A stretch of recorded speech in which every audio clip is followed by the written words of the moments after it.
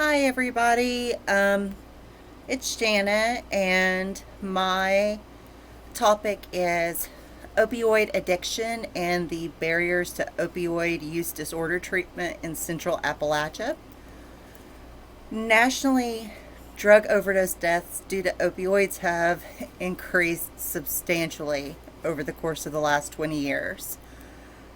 In fact, they're now saying that the number of overdoses is higher than the number of deaths from vehicle accidents.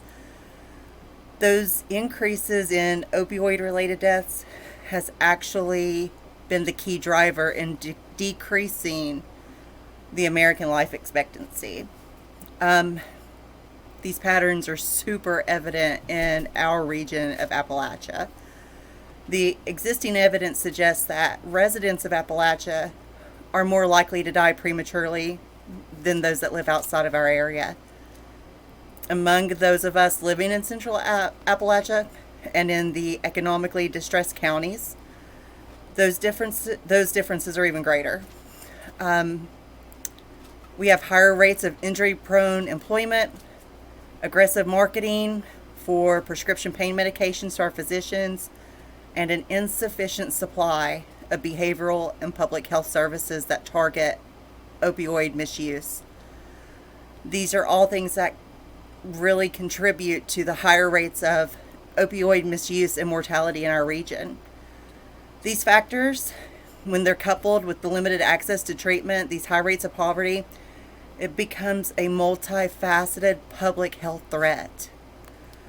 Our current policies and interventions for substance use have just been completely inadequate for this region.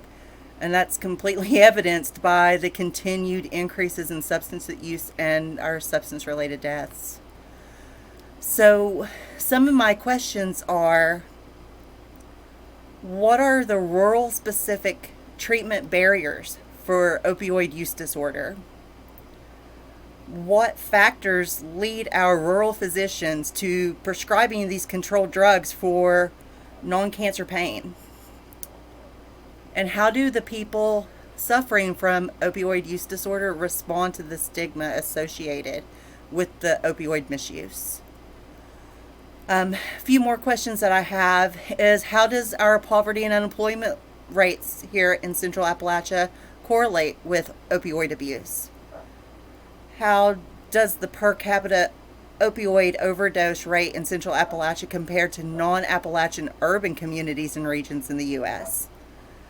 How many treatment programs in Central Appalachia use a approach to their treatment from an Appalachian cultural context? You know, in our area of Appalachia, resiliency, community, family ties, these are super important to the culture of our area. And how many of our treatment programs are actually using that in their treatment programs? What percentage of the people with opioid use disorder were employed in these stressful, physical demanding, injury-prone environments before their addiction? How many of these people were construction workers, coal miners, farmers, before they became addicted to opioids? So these are definitely some of the things that I would like to answer and would be interested in doing research on. So, thanks.